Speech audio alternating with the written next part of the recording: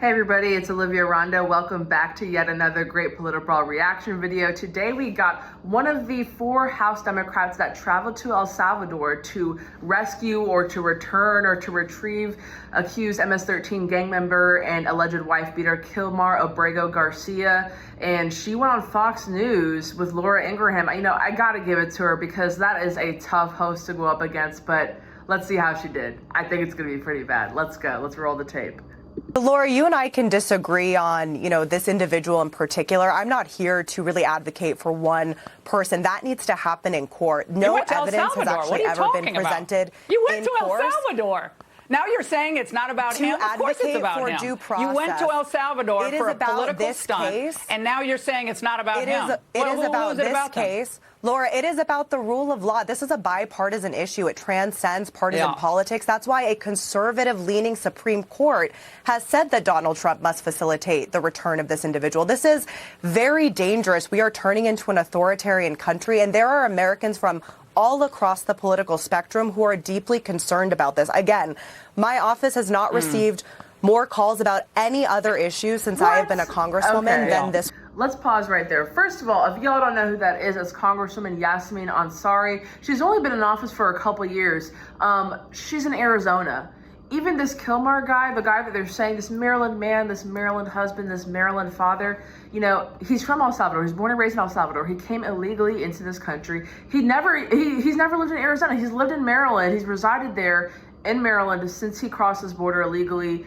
I don't know why her constituents would be bothering themselves with this unless they're illegal migrants themselves. And in a southwestern state, I would maybe not go so far as to say that they're all a bunch of illegals, but the ones who are calling her office, probably on behalf of illegal family members and friends, I'm not gonna lie. But Congresswoman, I don't really believe you that this is the bulk of your calls since you've gotten into office. I really don't believe you. And I also don't believe when you say that, oh, I'm not here to represent or to protest for just one person. It's just about due process. You went to El Salvador. What else? It was for Kilmar Abrego Garcia, clearly. I mean, you could make the argument that it was for other terrorists locked up in the terrorism confinement center because that's where he was in CSOT, which in English is a terrorism confinement center under Nayib Bukele that's outside of San Salvador in El Salvador. And, these 4 House Democrats, just for a little background if you guys haven't seen this. So it was this Congresswoman right here, Ansari. It was also Congresswoman Maxine Dexter from Oregon, Robert Garcia, who is a former illegal immigrant himself from California, but he is originally from Peru, who crossed into this country undocumented with his parents at a young age. And also Congressman Maxwell Frost, another young congressman, this time from Florida. So those 4 House Democrats went down to El Salvador, following in the footsteps of Democrat Senator Chris Van Hollen, who is actually from Maryland, who maybe he could actually make the case that this impacts him more, even though, again, Kilmar is not really a constituent because he's not a citizen. He cannot vote legally in elections. But that's another story. I've already talked a lot about this in previous reaction videos, so go check those out on the PolitiBrawl channel. But Van Hollen goes down, meets with Kilmar and CSOT in the terrorism confinement center. Okay, goes back to America. Then these 4 House Democrats that I just listed, including Ansari, they rush to El Salvador, as the headline says here on the Ingraham show, and come back with just statements about how we have to get him due process. We have to get him home. I get that she said, her only real point that she brought up here is that SCOTUS ruled unanimously that the United States should facilitate Abrego Garcia's transport back. Here's my issue with that, because not only did one judge find him to be a member of MS-13, 2 separate immigration judges on 2 separate dates found him to be a member of MS-13. Even beyond that, he was stopped at another point that he wasn't even arrested this time. He was stopped by the Tennessee State Patrol. I believe it was in 2022, driving up north with 8 other people in his car, none of them with luggage, none of them that could speak any English, and all of them gave his home address in Maryland as their home address. When asked questions, Kilmar, and this is from the Department of Homeland Security, you guys can read this on their website. When asked questions by the Tennessee State Patrol, Kilmar pretended to speak less English than he does, walked around the questions, asked questions in return instead of answers. And when here's where Tennessee State Patrol really dropped the ball, is when they got the signatures back from everybody in the car. Everyone had to write down their names. They were all unintelligible, and they didn't really do any follow-up on it. So to me, what does that sound like to you? But to me, this sounds like a guy who's human smuggling, who's acting as a coyote or some type of mule, trafficking illegal migrants into the United States. So they let him go that time. And then when he was later arrested earlier this year and ultimately transported to CSA in El Salvador, he was arrested with 2 other MS-13 gang members. Again, this is from the Department of Homeland Security. Okay, this isn't from like a random source. This isn't from Fox News. This isn't from a conservative outlet. This is from the Department of Homeland Security. So I'm just repeating what the straight from the source said. So, the Supreme Court says he was not supposed to be transported to CSAT. That was really only because in a previous court hearing, he was basically given a stay of removal, withholding to El Salvador. So he was very much removable from this country, very much deportable from this country, just not to El Salvador, because they found that his claims that he was going to be persecuted by Barrio 18, which is a rival gang, a violent rival gang of MS-13. They thought he was going to be targeted. He thinks he was going to be targeted if he went back home. So if you're being targeted by MS-13's rival gang, and that's why they say you don't have to go back to El Salvador, are you really not part of MS-13? I don't know, but let's keep going. Yasmin, what else are you going to tell us? One, tariffs being the second one, and the lack of real logical economic policy, but the issue of due process. No, these are the and when we had a town hall the other night, this is the issue. All right, and the economy is a mess as well, unfortunately, under this administration. So before we go, Congresswoman, also in Maryland, I know American citizens and crimes committed against them might not be a top priority. It is for this show. An illegal alien from Guatemala was just charged with his girlfriend's murder in Maryland, same state, of course, Mr. Abrego Garcia is from. She was missing for 2 weeks, mother of 2 young kids. Police found her buried in a forest. Do you know about this story? Do your constituents care about those victims? And do you intend on calling that family, since Maryland residents are obviously a concern in some way, shape, or form for you and all the people of your state? I'm appalled by any violence that takes place in this country. As a former city official, I have a very strong pro-public safety record, and that's why I believe in the rule of law, and that's why this case is so important. I think these questions hold on. You're not campaigning, lady. She asked you a very simple question. Do your constituents care about American citizens? Do they care about other Marylanders who are victims of violent crime by illegal immigrants, if they care about one illegal immigrant that claims to reside in Maryland? I mean, she's calling out your BS right here, and you're skating around the question. Let's give her a chance to answer, but it's kind of like a straightforward question and a straightforward answer. Let's go. A distraction from the main issue, which is that Donald Trump is defying the Supreme Court of the United States, and every American should be concerned about this. Congresswoman, I know you can't mean that, and I'm not trying to play gotcha here. I know you don't mean that American citizens are distractions. No, their victims aren't distractions. You are changing the subject. Today we are here to talk about the lack of due process for an individual who is illegally. Lady, it's the same subject. I'm so sorry. It's the same subject. If you do not care about getting due process on your way into this country, why should I care as an American citizen, as a woman, as a Marylander, as somebody who has been forced to basically live amongst Salvadoran illegal migrants because I'm from a sanctuary jurisdiction? Like, how is this not related? How is this changing the subject? Why do we not matter? And why does Kilmar Abrego Garcia matter more than us? And another thing, his wife, who is an American citizen, actually accused him a few years ago of brutally beating her, scratching her, leaving bruises on her body, and ripping her clothes off in anger. And she took out an order of protection against him. Now, in a Newsweek interview she gave about a week ago, she's saying, "Oh, it was just a hard time in our marriage, and we worked through it, and blah blah blah." So it's like, okay, so either it did or it either happened or it didn't happen. Either you're lying then or you're lying now. Because in the Newsweek article, she said she just had PTSD from a past relationship with past domestic abuse. Like, I don't buy that. I think she's really trying to get her boyfriend or baby daddy or husband or whoever that is to her back.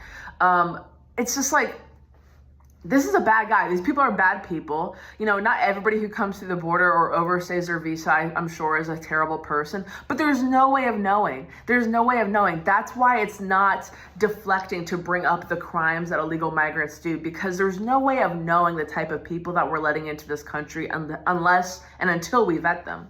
Let's continue. Deported from this country. That is the subject of this interview. Have not, any other act of violence. But Congresswoman, I'm giving you just so everyone understands. Appalling. Yeah, well, the violence committed by illegal immigrants against innocent Americans and legal immigrants has been appalling. It is devastating. Absolutely appalling. Any violence, and I wish there was one moment where Democrats acted like they cared about that. Well, apparently it's all collateral damage to Democrats who sat by with the open border. Yeah. Right now we are worried about the constitutional crisis. Right. Oh, the Constitution? We are worried about the constitutional crisis and the lack of this president following the Supreme Court. I'm sure you believe in the Supreme Court and you believe in the rule of law in this country. Were you worried when I know this is the progressive way of dealing with interviews where you just, I'm not trying to talk over you. I'm actually trying to get a question answered. I asked you a simple question. What process is due Mr. Abrego Garcia in the United States that you believe he has not received or could receive if he's undeported, which is the Democrats' priority, undeport him, bring him back here? What process do you want him to receive that would make you happy and feel good? Could he ever be deported? It's very clear. The Supreme Court says return him, and in court we can have a discussion about what action should be taken. No. This administration. Y'all know who didn't get due process? Y'all know who didn't get justice? Was Rachel Morin, 37-year-old Maryland mom of 5 who was raped and bludgeoned to death in 2023 by another Salvadoran MS-13 gang member. And another reason why this isn't deflecting to bring this up is because Patty Morin, Rachel's mom, her grieving angel mom, has been calling on Democrat politicians that lead the state of Maryland to acknowledge her daughter's story, to acknowledge her family, since it happened over 2 years ago. I mean, Chris Van Hollen, like I said, Senator Van Hollen, he went down to El Salvador a couple weeks ago and still has not even returned Rachel Morin's mother's call. Still has not returned a call to Patty Morin. Patty Morin was up, at least Caroline Leavitt in the White House has been acknowledging her. She brought her up on the White House press podium and she was allowed to give a speech to the press corps right there. But Senator Van Hollen and the Maryland Democrats have not paid her any mind. So it's like we got people from other states like Arizona, California, Florida, Oregon going down to El Salvador to get this guy back. And it's like Maryland women are being raped and murdered, guys. It's actually not funny. It's not a deflection. I don't want to feel like you feel like this is a deflection to bring up something that could impact me or my sister or my mother or my grandmothers or my aunt or any number of women that I know that live in Maryland. So it's just like, it's so offensive. It's so offensive. It's so offensive. And it makes me feel like I'm going on like this feminist rant or something when it really is just like, can we care about Americans first? I guess not. We got a little bit more to go. Let's try to get through it because I'm going to get mad, y'all. I'm going to get mad. He doesn't matter to you. They made a mistake. He doesn't matter to you. This administration admitted that they made a mistake. I don't think he matters to you. Mr. Garcia. I think this is a fact, Laura. Unfortunately, you're not sticking to the facts of the case, which is that I know the facts. Actually, he made a mistake. I've been very clear on the facts. Yeah. Well, Congresswoman, if you want to come on the show, we'd love to have you back. I believe in the Supreme Court. But you don't. Right. But if he's, I will just say this on the show, and you can come back. Just wait. Take a breath. If he comes back, let's say he is undeported, and the Democrats happy about that. If he's undeported, he will be deported from the United States. That will make you miserable, correct? That'll set off a whole new firestorm, Laura, because what you care about is an illegal immigrant's rights to be here ad infinitum. This is a union you don't member, want him deported. a person with a U.S. citizen. Oh, Laura, I don't watch a ton of Fox these days, but Laura is one of the people I will log on and watch because she is just a firebrand. She makes a lot of good points sometimes, but it's honestly the way that she will just bulldoze over these frankly BS talking points. So, the congresswoman here, I'll give her some credit. She held her own. Like, she's very unfazed, and she continues to talk over Ingraham and is going back and forth and trading the punches pretty well. But she's totally being dishonest here. Laura's 100% right. Their goal is to get him undeported. They actually don't care about due process, because what's going to happen is if he does get quote unquote undeported and sees his day in court in America, they're going to bring up all this stuff about Tennessee State Patrol, human smuggling. They're going to bring up all this stuff about the protection order that his wife took out against them. They're going to bring up the gang tattoos, alleged gang tattoos on his knuckles that his wife conveniently censored with emojis on her social media, which I verified myself. I went to her TikTok page, and she has photos and videos of Kilmar from long before he was ever deported or went viral. So I know it's her page. So it's like, he's going home, and I think we should all celebrate that he's going home. I think that's a great thing. Like, I think it's always so nice when people get to go home after a long time. He's been in this country for over a decade now, so let's just view it as like he's going home. And, you know, El Salvador is like the safest country in Latin America right now. Maybe in this hemisphere, I'm not sure, but the crime rate seems to be, or at least the violent crime rate seems to be lower than the United States of America at this point. So I think let's let President Nayib Bukele take care of his people, and he already said he doesn't want to send him back. So let's let President Bukele take care of his people. Let's let President Donald Trump take care of our people. And I think we can all just be happy. And to this Congresswoman, I don't think you're looking out for our people. I don't think you're looking out for Marylanders, for women, for Arizonans in your congressional district. I don't think you're looking out for anyone but yourself, because, you know, a lot of these Democrats, you know, us on the right will say, well, they're just compassionate. They're just, you know, a bleeding liberal, bleeding heart liberal. They just care about people a little bit too much, and they're just not being pragmatic with it. No, you guys don't care about anyone but yourselves, actually. You don't care about anyone but your bottom line. You don't care about anything but fundraising for the next election and calling out racism and sexism and xenophobia and da-da-da-da. I care about Americans, okay? I care about Rachel Morin. I care about Patty Morin. I care about Laken Riley. I care about every woman and girl, and men too, because men can totally be victims of illegal migrant violent crime as well. I mean, look at all the fentanyl that they're tracking into this country. How many of the victims of fentanyl overdoses are men, are young teen boys and men? It is totally abhorrent what is happening. The Democrats totally are just pretending to care about this. And it's honestly insulting to our overall intelligence as Americans, because they expect us to just take this and be like, we should just let everybody in. We should undeport this accused MS-13 gang member with marijuana and skull tattoos on his knuckles. Yeah, we totally should. We totally should. It's just, it's absolutely ridiculous. And it's, yeah, like I said, it's insulting. It offends me. I want to know if it offends you guys. And what should we do to these House Democrats who are using their time and money to go down to El Salvador? Because I'm pretty sure that's not what your constituents elected you to do. Let us know in the comments. Please like, share, and subscribe to PolitiBrawl, and I'll see you guys next time. Thanks.